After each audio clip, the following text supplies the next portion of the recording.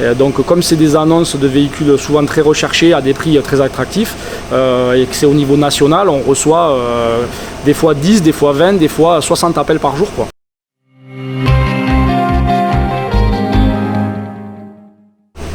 Monsieur Dumora, vous êtes victime depuis plusieurs mois d'arnaques à la vente de voitures qui sont identifiées sur votre garage alors que ce n'est pas le cas. Est-ce que vous pouvez nous expliquer un petit peu comment ça se passe et les conséquences que ça a au quotidien sur votre travail?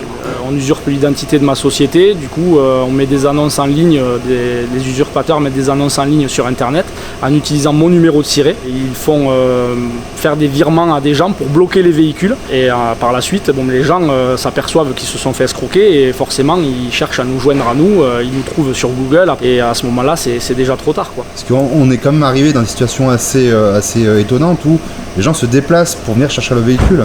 Bien sûr, puisque l'escroc lui laisse les escrocs laissent un numéro de portable en 07 et qui est intraçable. Et en fait, quand les gens proposent de venir voir le véhicule, et bien eux ça leur coûte rien, ils se démontent pas, ils leur disent oui vous pouvez venir les voir. Les gens se déplacent ici, des fois de Narbonne on a eu, ou Bordeaux, ou un peu partout, et pour s'apercevoir qu'au final arrivé ici on n'a aucun véhicule à vendre, quoi, du moins de ce type, quoi. On a des véhicules à vendre mais ils sont pas sur le bon coin ni sur internet.